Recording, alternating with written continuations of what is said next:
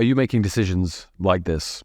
So I'm going to talk about the way that you make decisions and how it can impact every single area of your life, not least of all in your own personal development, whether it's achieving your goals, increasing your income, losing weight, finding a relationship, anything of that nature. Decision making and making decisions in the right way is going to be critical to this process.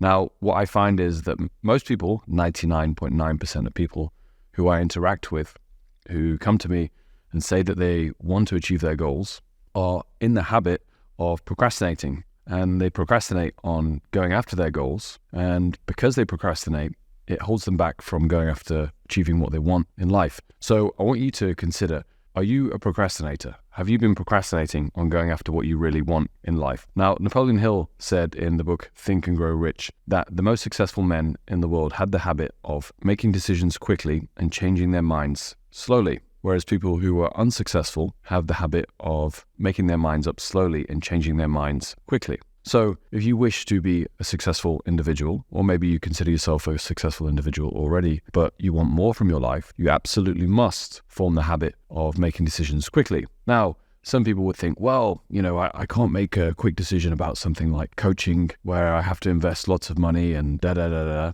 This is a big decision for me. Well, that's precisely the problem, because if you think that something like investing in yourself, whether it's mentorship or anything of that nature, is a big thing, then what happens in your life when you're going to come across things that are really, truly big? And so one of my favorite quotes on decision making is from Dr. Kenneth Blanchard. And he says, there's a difference between being interested and being committed. When you're interested, you do what's convenient. And when you're committed, you accept only results, not excuses. So if you show up to our call and we're talking about your goals and you say that you are really committed to achieving them and you've been struggling to increase your income, for example, for the last 3 years, but then you say that you need to go away and think about it or think about your options. Most people would think that that's a prudent, logical way of making decisions, but most people don't get the results that you seek. So if you've made decisions the way that you've always made them, you're always going to get the same results. Most people think that thinking about things or being prudent is the right way to make decisions. And this is why most people are broke, overweight, and unsuccessful, because they make decisions very, very slowly and they change their minds quickly. So like I said earlier, you must form the habit of making decisions very, very quickly and trusting your own instinct. So for example, working with me,